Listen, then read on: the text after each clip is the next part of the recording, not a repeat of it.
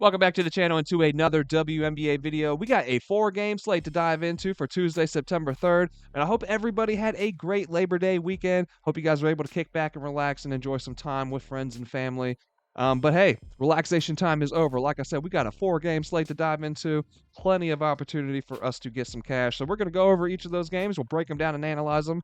We'll talk about which way that I'm leaning as far as the points and the spread. We'll also talk about any player props that I found for those games that I like, and then any picks that I put in officially myself. I'm going to list down there in that pinned comment. So make sure you check back in. That way you can see if you'd like to ride along with me. But before we get into these games, we'll go over what we took on Sunday. How that all ended up going down, man. I took the Sun plus the 1 point, and we do cash on that one. They win that game outright. And then we took Courtney Williams of the Lynx over 15.5 points plus assist, and we do cash on that as well. Took the Fever laying 3 points. It was another cash. And then took Kelsey Mitchell over 19.5 points. She clears this one by a mile, man. She finishes with a season high. I think it was 33. It might have been 34. But definitely over that 19.5 points there. We do cash on that one. Then we took a same game parlay, the Aces and the Mercury, full game under 174.5, and combined that with the Mercury plus 8 points, and we do not cash on that one because the Mercury just came out completely flat again, man. They lose that one, I think, by 18. Anybody watching these videos, man, if I roll with the Aces, it ain't no go, man. If I fade the Aces, it still ain't no go, man. I don't know why I'm touching any game with the Aces. Maybe I'll learn my lesson, right? Probably not. But anyways, took Rakia Jackson of the Sparks also over 17.5 points plus rebounds, and wouldn't you know, she lands right at 17. So we lose that one on the hook. 5-1, man, would have sounded really good, right? We'll take 4-2 though, man. Can't be mad at a profit. We do end up cashing on the day. So, like I said, 4-2 on the day, but we got these 4 games to dive into. So let's not waste any more time, man. The first game that we're looking at is going to be the Seattle Storm versus the Connecticut Sun. Now the Sun are laying 2.5 in this one. We have an over/under sitting at 160.5. So this is another one of those run it back games here in the W, right? These two, they just met on Sunday. It was a 93-86 Connecticut win. These two have split their first 2 meetings so far, with the Storm winning by 11 in their first meeting back in June. These two are running in different directions since the return from the break. The Sun have looked like one of the top teams in the W, and that addition to Marina Mabrey has this offense humming, man, and this defense is still one of, if not the best in the league. They've now won 6 of their last 8. Tiffany Mitchell is listed as a game-time decision for Connecticut, and it feels like it's been that way for like a week or maybe 2 weeks now at this point. It's just listed as an illness, and I can't find any more info on this no matter how much I try to dig in, no matter where I look.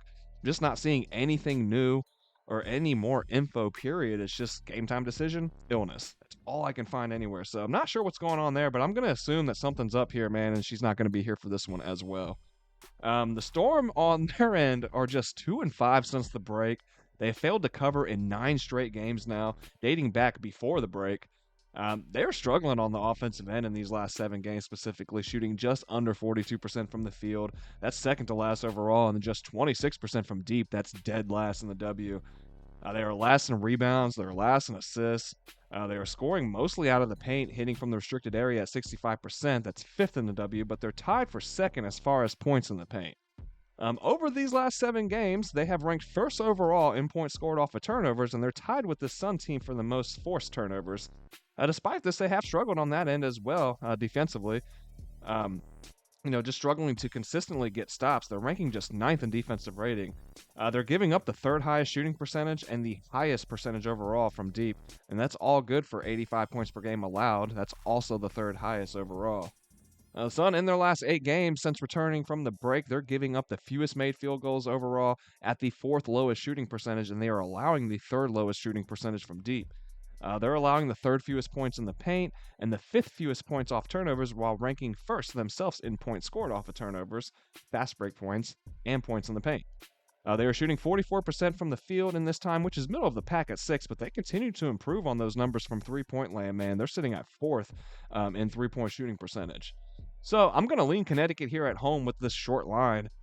This might be a money line spot for the Sun for me, even though it's a little juiced at minus 142 currently, but I can't trust the Seattle team, especially on the road where they are just 7-8, taking on a Sun team that sits at 13-3 at home. So give me Connecticut here. And then for the total, I'm going to lean over, but I'll be looking at the Sun team total over 81.5 most likely before I look at that full game.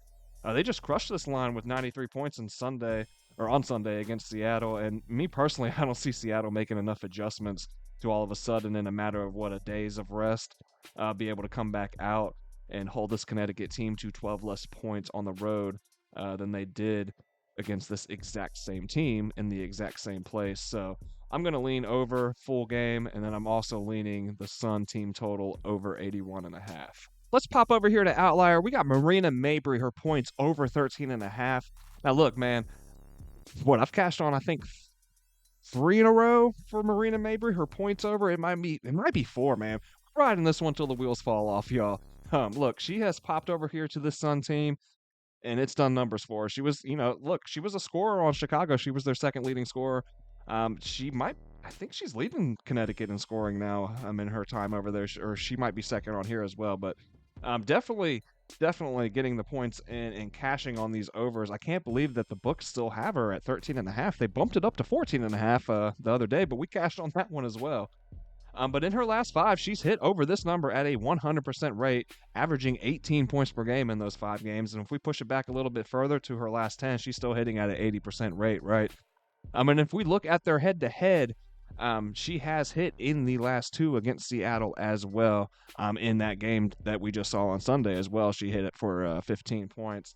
And then if we look at Seattle against guards specifically, they do rank just 5th in points allowed. So like I said, man, Marina Mabry, if we look down here, her last 5, her last 10, her last 20 on the year, even last year, she's just all green. She's a scorer, man. So like I said, it's surprising to me that the books have this still down at 13.5 points, and we can catch it at minus 114 odds too. We're not even juicing it. So look, what am I missing? Is this a trap that I'm falling into? I don't know, but like I said, we have cashed this now multiple times in a row, so riding it till the wheels fall off, guys. Most likely you could see this one down in the pinned comment later. I would be very surprised if I don't end up rolling with this one. Then the next game we're looking at is going to be the Washington Mystics taking on the Dallas Wings, and the Wings are laying 4.5, and we have an over-under sitting at 170.5. The Mystics are going to be on the road here. They have a 1-day rest advantage coming into this one off of a loss to the Sun at home in their last time out. They've won 3 straight prior to that one, but those wins came against the struggling Chicago Sky, the Seattle Storm, and the LA Sparks. So not sure how much stock we can put into those victories in that little 3-game win streak right there. Shakira Austin is going to miss another game here with an ankle injury. And, man, that's been the story of the season for Washington, right? No time to gel as a unit. Players are in and out of the lineup, and then in and out again. It's just been a mess for the entirety of the season, just injury-wise for Washington. They've been one of the most disappointing teams on the years, and you can attribute that really to the injuries. That's the major factor for them.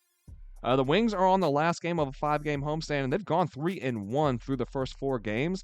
That started with a come-from-behind win over the Sparks, in which they outscored LA 40-18 in the final quarter to win that one by 3.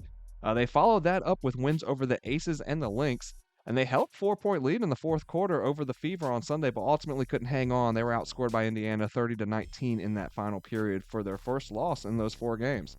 So Dallas has been playing good ball, man. Look, they've been one of the worst teams in the W for much of the season.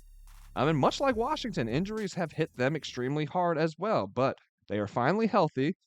Maybe it's a little, too little, too late, but they are 2 games back from the final playoff spot with 8 games remaining. So win out or, get close to it, and they may have a fighting chance here. So Dallas does have something to play for.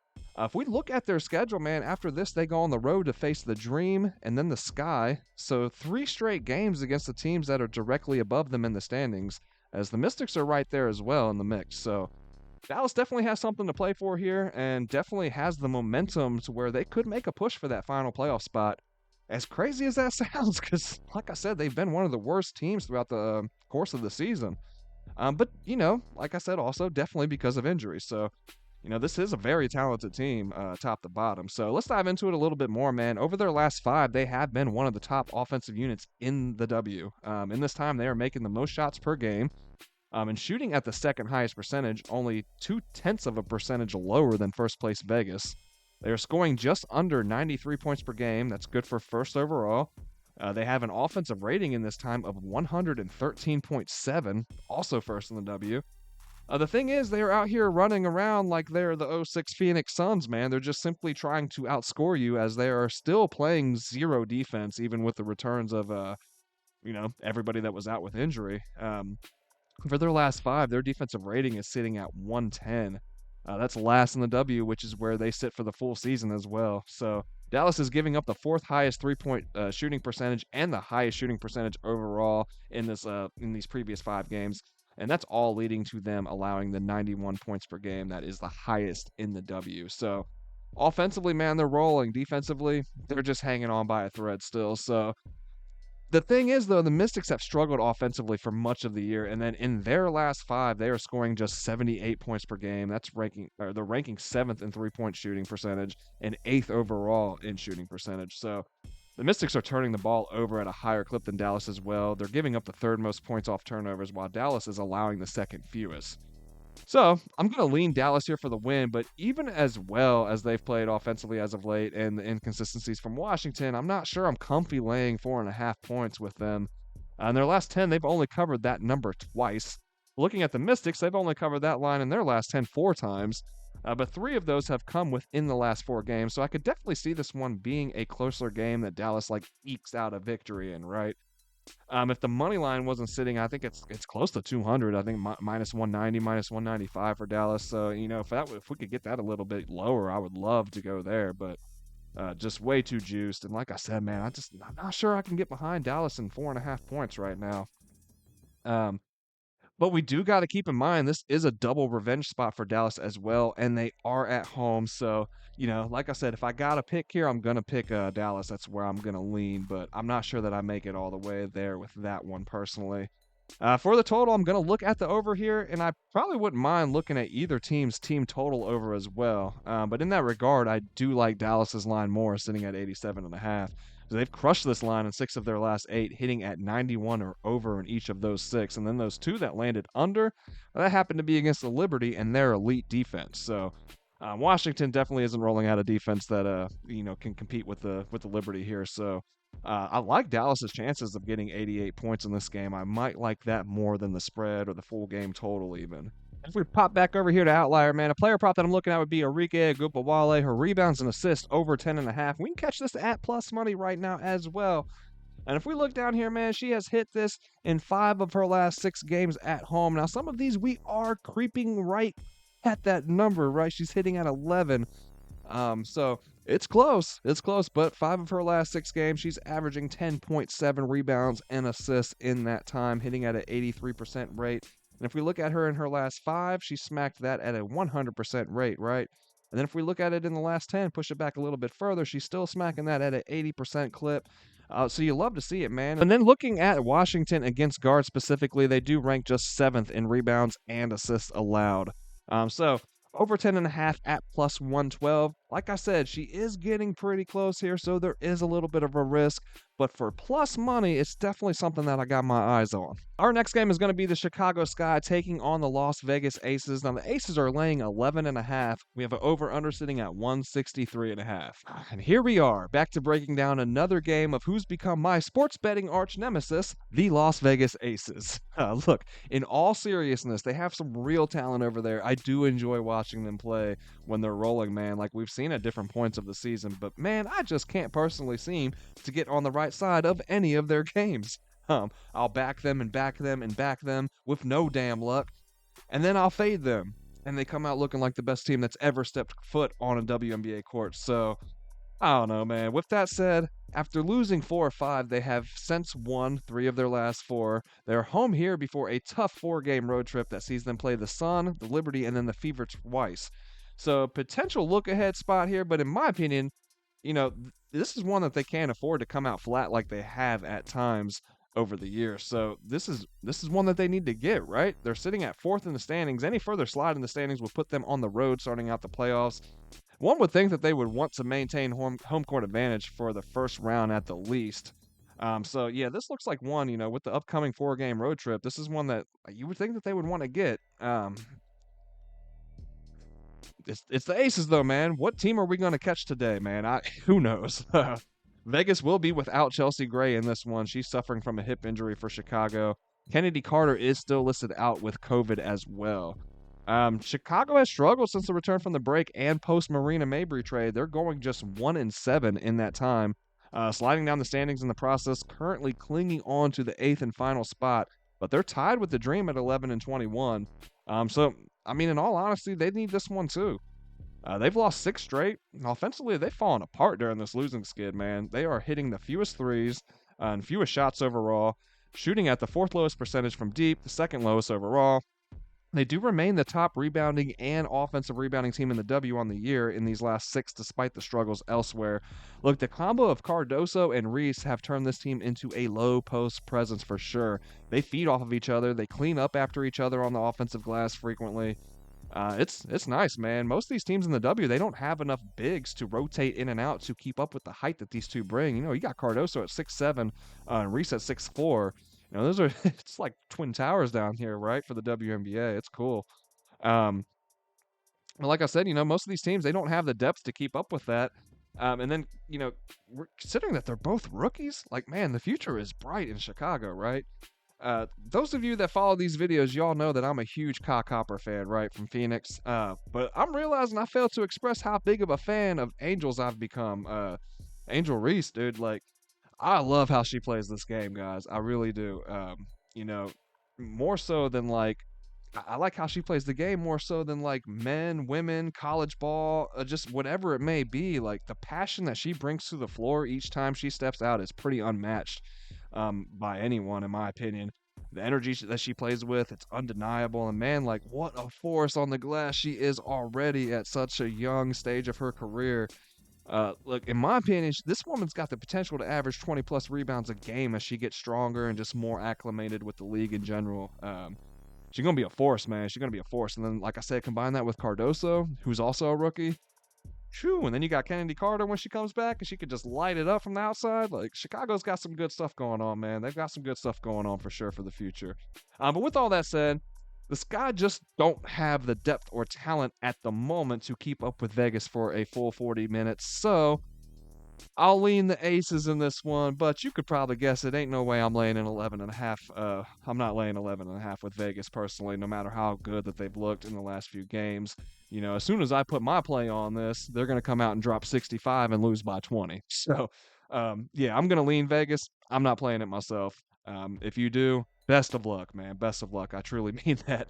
I do, however, though, I really, in this one, I like the Sky in the first quarter. And I'll explain why, man. In their last 5, they have covered this 3.5-point line that they are catching 4 of the last 5 for a 80% rate. Head to head with Vegas on the year, they have not only covered this 3.5 points that they're catching, they've won each of those 3 first quarters outright. Chicago has talent, man. They are big in the post, like I said, and they can frustrate the opposition in the paint. Asia pulled in 18 points against or 18 boards against the Sky in that last outing. It was pretty recently here too.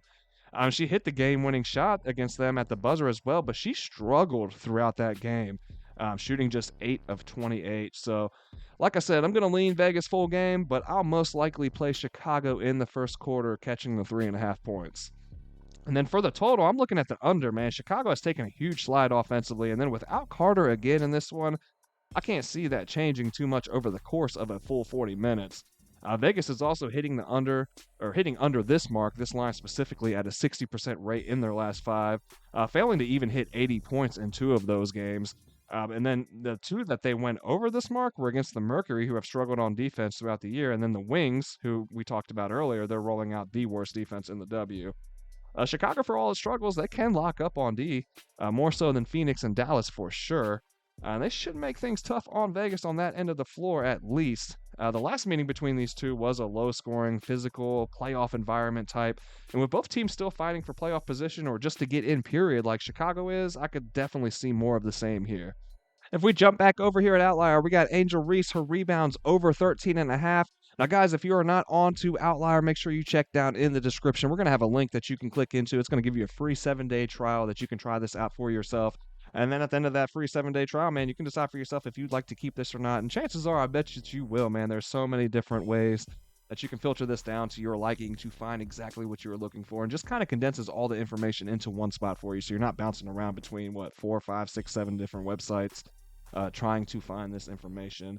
But like I said, man, looking at Angel Reese in this one, her rebounds over 13 and a half. We just talked about, how much of a rebounding prowess she is. And that's a high number, right? That's a high number. But if we look down here, she's eclipsed that in 80% of her last 5 games. That one game that she went under was against Indiana, and she still got 11 boards. It's not like she's not on the glass, man. So she gets her opportunities for sure. Then in her last 10, push it back a little bit further, she's still hitting at a 70% rate. Then head to head, yeah, only 33%. But we look at her against Vegas in this last game, right? Those other two were before the break. Like I said, still in the double digits. It's not like she's not on the glass, right? And then this last game, sitting at 22. That was in the stretch where she had 3 games in a row of 20 plus rebounds. Man, just killing it on the glass, like I talked about already. But when we look at this insight from Outlier, Angel Reese has exceeded this 13.5 rebound mark in 4 of her last 5. When we look at her against defenses ranking in the bottom 5 for rebounds allowed, she's actually averaging 17 boards in those games, hitting at an 80% rate as well in those. And if we look at the aces overall for rebounds allowed, they're 10th. If we look at them specifically against forwards, dead last. Where's Angel Reese? She's playing forward, man. So not a good look, man. Like I said, giving up the most rebounds allowed, and we got the rebounding leader coming into town. I like our chances here with Angel Reese over 13.5 boards. All right, guys, and last but not least, we have the Atlanta Dream taking on the Phoenix Mercury. Now, the Mercury are catching 1 point in this one. The Dream are actually favored by 1. It was swapped, man. The line has since moved. The over-under for this one is sitting at 158.5. Now, I do believe this line moved because of the injuries and suspensions, which we're going to get to here in a minute. The Dream will come into this one off of an 18-point win over the Sparks on Sunday. They snapped a 4-game losing streak. A win here and a Chicago loss to Vegas would put them in the driver's seat for that 8th and final playoff spot. So they got something they're playing for here, man. This is the last of a 4-game road trip for Atlanta, and they're going to be without Aerial Powers and Cheyenne Parker-Tyus again for this one. The Mercury, however, are in a much worse spot. This is where that line movement came into play. Becca Allen and Charisma Osborne already down to injury. Now Diana Taurasi and Natasha Cloud, they're both out due to suspension as each picked up their 7th technicals of the season in that blowout loss to the Aces on Sunday. The Mercury are struggling, man. They've lost 3 straight and 4 of their last 5 by an average of just over 13 points. And that one win in that 5-game stretch was a 2-point victory over this Dream team in Atlanta that, honestly, they almost gave that one up as well. They held a 7-point lead at the half, and then they were outscored by 5 the rest of the way. Like I said, they just squeezed out a 2-point victory. So, with the revenge factor from that 2-point loss to Phoenix in mind, Atlanta's run for the playoffs, and the Mercury's recent struggles and depth severely jeopardized by injury and suspension at play here, can't look any way but Atlanta for this one. I don't even really need to dive too deep into this one. I'm leaning Atlanta for sure. For the total, I'm also going to lean under, man. Atlanta's success has been predicated by the play of their defense, and the Mercury have just been lost offensively themselves, right? So while they have struggled on the defensive end throughout the season, Atlanta has fielded one of the worst offenses, so a low-scoring, grinded-out game could definitely be in store for us here with this one. Now, player prop I'm looking at, but I'm not sure that I get to it, guys. It's already pretty juiced, all right? Minus 150, but Ka Copper, her 3-pointers over 1.5. Now, here's the thing, man. If we look at this in her last 5, it's not looking too hot, right? Not looking too hot. There's more red than we have green here. It's not what we want to see, but if we look at her head-to-head against the Dream, she has actually smacked over this number in those 3 games. And if we look at that a little bit further, man, the Dream against guards for 3-pointers allowed, they are just ranking 10th. That is giving up the 3rd most in the W. So with the injuries that we see and the suspensions in play for Phoenix, they're going to have to get their points somewhere, man. And, y'all know I'm a fan of Ka Copper, bro, and that's because she gets down, dude. She loves to score the ball, man. She's aggressive as hell out there at times. And I think with nobody else out there really on the offensive side, like I said, the points got to come from somewhere. So I could definitely see her jacking up a lot of shots, man, and the chances of us getting up over 1.5 3-pointers made, and we just need her to hit 2. I like our chances here, especially for the fact that, like I said, against the Dream, she has hit this number in each of the 3 games they've played so far. And the Dream struggle against guards, man, for 3-pointers allowed. So it's just that minus 150 that's kind of got me a little hesitant, man. It's a little more juice than I'd like to see, but maybe it's something that we use as like a parlay piece. I definitely think that Kai has a chance to get up and over that number there for sure. So, guys, that's going to wrap it up for another video here. I hope you guys enjoyed the content. I hope you found it helpful and useful. And if you did in any kind of way, please do not forget to smash that like button down below. And please don't forget to hit subscribe as well if you have not already. That way you don't miss out on any of the content that we are dropping here on a daily. And that's going to do it, man. I hope everybody has a great day. Let's start off this week with a bang, man. Hopefully we can cash. Hopefully we can go for another sweep, man. It's been a little while since we had one of those, maybe a week or so, man. But it's time for a sweep, guys. I got the broom over there in the closet. Hopefully we can break that thing out, man. The desk right here is looking a little dusty, so hopefully we can get a little sweep action going on it, right? So let's see what happens, man. Like I said, hope everyone has a great day. Best of luck. See you on the next video.